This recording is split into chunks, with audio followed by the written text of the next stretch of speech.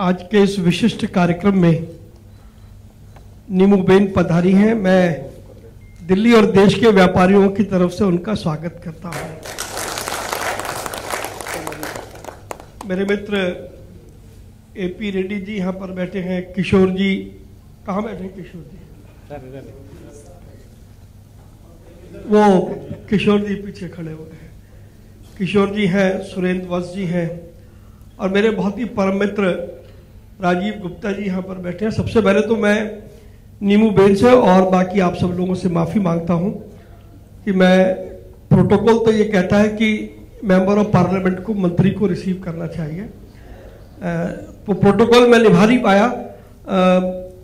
बहुत सारी मीटिंग्स थी और मैं चला तो सही समय पर था और गुड़गांव से यहाँ आने में 1.25 घंटा लग गया, तो मैं लेट हुआ, उसके लिए मैं माफ़ी मांगता हूँ।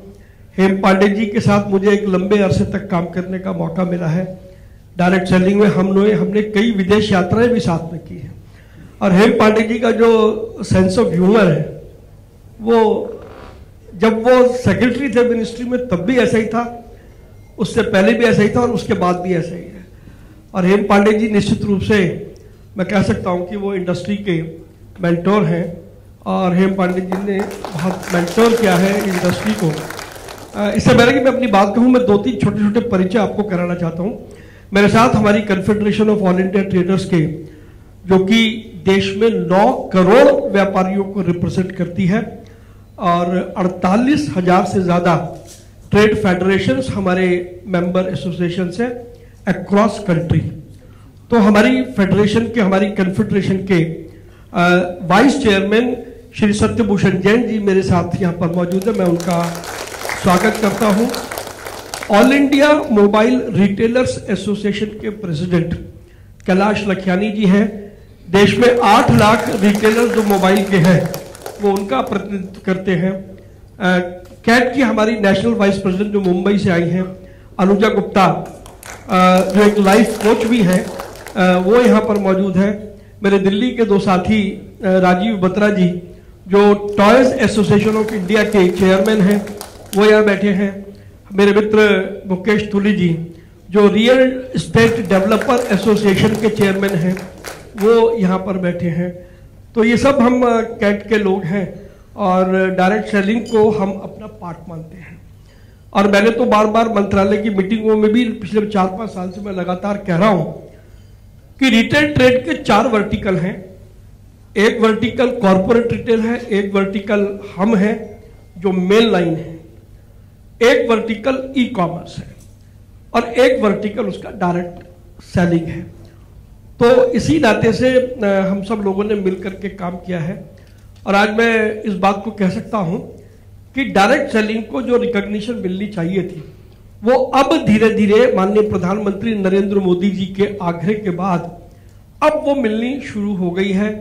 डायरेक्ट सेलिंग की पॉलिसी बन गई है, डायरेक्ट सेलिंग के रूल्स बन गए हैं और जो एक्ट पार्लियामेंट में आया था जिसमें डायरेक्ट सेलिंग को एमएलएम के साथ जो इनिशियल जो आया उसमें एमएलएम के साथ जोड़ा गया। लेकिन मैं धन्यवाद करता हूं माननीय गृह मंत्री श्री अमित शाह जी का कि पार्लियामेंट में बिल आने के बाद, अमित शाह जी के इंटरवेंशन के बाद वो डिस्टिंक्शन उन्होंने खत्म कर दी और अब डायरेक्ट सेलिंग को एमएलएम नहीं माना जाता है। तो ये, लेकिन इसका प्रयास खाली कोई हम अपने नेताओं को तो ऐसा नहीं है, आपकी इंडस्ट्री में सभी लोगों ने बहुत काम किया है। मैं तो पिछले 15 सालों से इस इंडस्ट्री के साथ काम कर रहा हूं, तो मैंने देखा है कि आप सबने बहुत मेहनत से काम किया है। एक बात जरूर थी जो मैंने आज से 1.5-2 साल पहले कहा था, जब रोहित सिंह जी जो उस वक्त हमारे कंज्यूमर अफेयर्स मिनिस्ट्री के सेक्रेटरी थे, मैंने कहा था कि सरकार की मदद चाहिए तो आपको पहले परसेप्शन बदलना पड़ेगा। डायरेक्ट सेलिंग के बारे में जो परसेप्शन था वो ये था कि ये पोंजी स्कीम का काम करते हैं, ये एमएलएम का काम करते हैं, जबकि आप सब लोगों का फॉर्मेट उससे बिल्कुल हट करके है। और मैं इस बात के लिए बधाई दूंगा कि जिस दिन ये चर्चा हुई उस दिन के बाद से आप सब लोगों ने मेहनत की है और मैं ये निश्चित रूप से कह सकता हूं, वैसे तो आदरणीय नीमूबेन यहाँ पर बैठी हैं सरकार में ये परसेप्शन चेंज हुआ। अगर ये परसेप्शन चेंज ना होता तो पार्लियामेंट में प्रस्तावित किए हुए बिल के अंदर फिर परिवर्तन अक्सर ऐसा होता नहीं है कि जो बिल पार्लियामेंट में आ जाए तो फिर उसमें चेंज नहीं होता, उसमें अमेंडमेंट नहीं होता। तो परसेप्शन सरकार का बिल्कुल चेंज हुआ। और मैं यहां तक समझता हूं, क्योंकि आदरणीय नींबूबेन यहां पर बैठी हैं, प्रधानमंत्री नरेंद्र मोदी जी के नेतृत्व में जो हमारा व्यापारी है, जो हमारा जो एंटरप्रेन्योर है, जो सेल्फ काम करना चाहता है, क्योंकि प्रधानमंत्री जी बार बार कहते हैं कि हमें जॉब सीकर नहीं बनना है, हमें जॉब क्रिएटर बनना है। तो आप सब लोग जो यहां पर बैठे हैं, आप सब लोग जॉब क्रिएटर हैं। इस नाते से आप सबकी भूमिका भारतीय अर्थव्यवस्था में एक बहुत बड़ी महत्वपूर्ण भूमिका है। कंसल्टेशन लगातार सरकार करती आई है और ये बड़ा चेंज, सुरेंद्र बंस जी यहां बैठे हैं, राजीव गुप्ता जी यहां बैठे हैं, 2014 से पहले कंसल्टेशन नहीं होती थी, लेकिन 2014 से जब से नरेंद्र मोदी जी की सरकार आई है, कंसल्टेशन के दौर हुए हैं। और डायरेक्ट सेलिंग के बारे में मुझे मालूम है 10-10 बार आप सब लोगों से बातचीत सरकार ने उस वक्त की।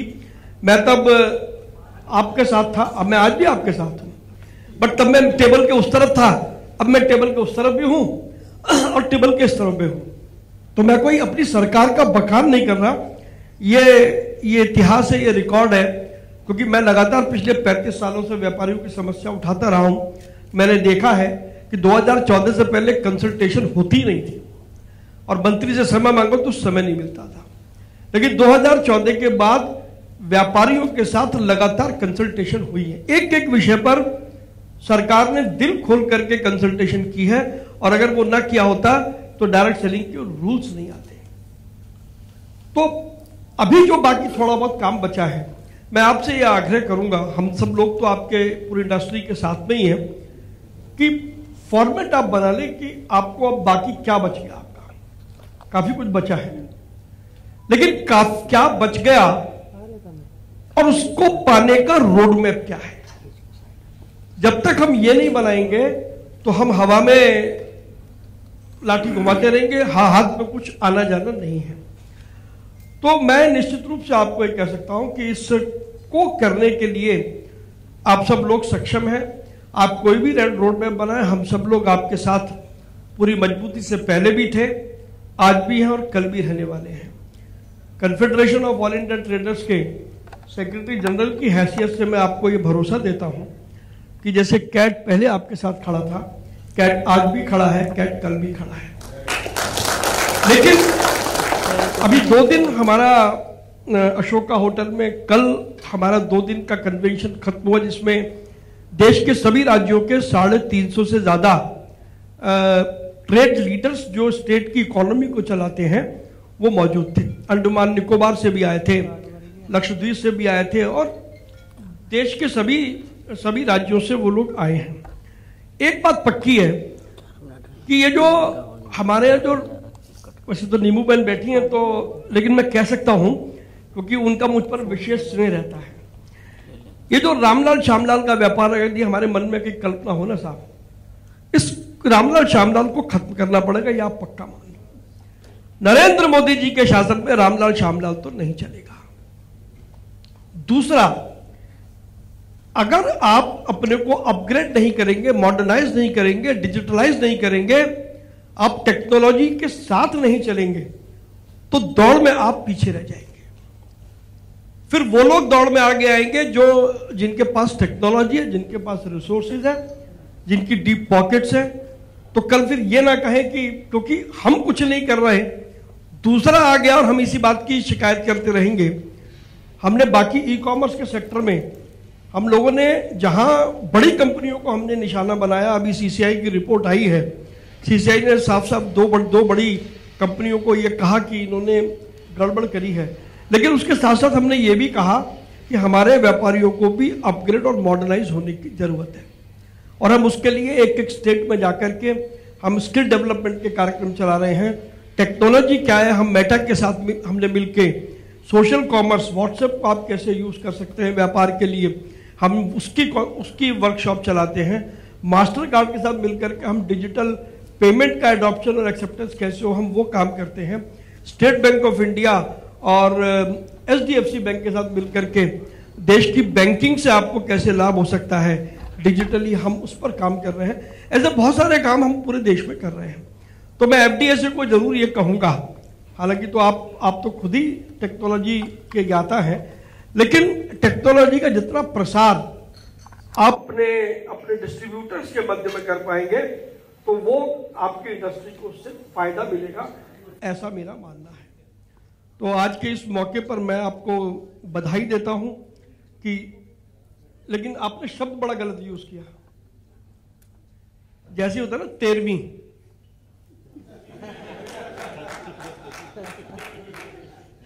तो वो 13वीं सुन करके जरा मन को कष्ट होता है सुरेंद्र जी।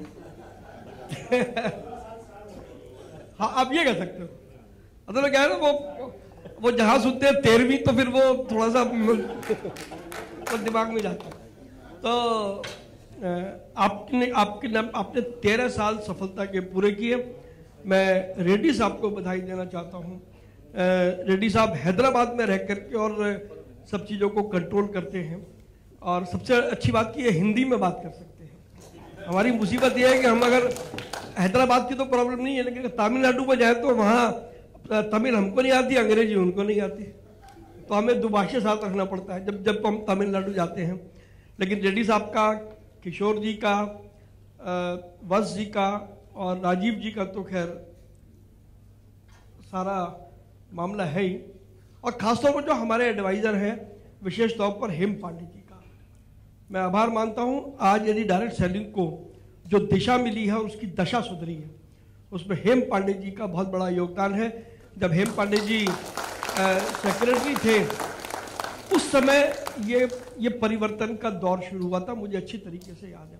हालांकि जब हम हेम पांडे जी को मिलने जाते तो ढंग से हमसे बात नहीं करते थे। वही सेक्रेटरी जो सरकार का होता है, लेकिन उसके बावजूद भी मित्रता हमारी वैसी रही। तो हेम पांडे जी का मैं विशेष रूप से, क्योंकि यहाँ हेम पांडे जी मौजूद हैं, तो इसलिए मैं उनका जरूर आभार मानूंगा कि हेम पांडे जी ने वो पहला, जिसे कहते हैं ना, फंडामेंटल स्टोन किस लिए रखा, तो हेम पांडे जी का। मेरे मित्र रमेश कैलासम थे यहाँ पर। कहाँ पर रमेश जी हैं? रमेश जी सबसे पीछे बैठे हैं। इस पूरे इस परसेप्शन को चेंज करने में हमारे रमेश कैलासम जी की भी बहुत बड़ी भूमिका है। तो सब लोग जिन्होंने इसके लिए काम किया, मैं उन सबको बहुत बहुत धन्यवाद देता हूं, बधाई देता हूं, और मैं उम्मीद करता हूं कि जो आपके बाकी के 25 साल पूरे होने में जो 12 वर्ष हैं, वो काम आप 6 साल में कर लो, तो हम 6 साल बाद ही आपकी 25वीं मनाएंगे। और आपने जो इतने, मुझे मालूम है बहुत तकलीफें झेलनी पड़ी हैं, तो मैं 4 पंक्तियां आपको आपकी उस शिद्दत को मैं समर्पित करता हूं कि हमने डाले बीज प्यार के, हमने डाले बीज प्यार के, उसने कांटे बोए, उन कांटों से लिपट लिपट हम रात रात भर रोए, जीवन भर के दर्दों का जवाब हो गए। यानी कि जो आपने पूरे 13 साल में जो यात्राएं सही हैं, मुझे उसका अनुभव है कि जीवन भर के दर्दों का जवाब हो गए, और कांटे सहते सहते हम गुलाब हो गए, कांटे सहते सहते हम गुलाब हो गए। मैं एक बार फिर आप सभी को बधाई देता हूं, और बहुत विनम्रता से एक बार मैं फिर हमारी नेता, हमारी आदरणीय भारत सरकार में मंत्री नीमू बेन से क्षमा मांगता हूं कि मेरे को बहुत बुरा लग रहा है कि आप उससे पहला गए और आप मेरी वेट कर रही हैं, लेकिन आपकी इस उदारता है, उससे पता लगता है कि मोदी जी के मंत्रिमंडल में अगर मंत्री भी बन जाओ तो आदमी जमीन नहीं छोड़ता है। ये बात नीमू बेन ने इसको साबित किया है। तो मैं आपको बहुत प्रणाम करता हूं और आप सभी का बहुत बहुत धन्यवाद करता हूं। जय हिंद।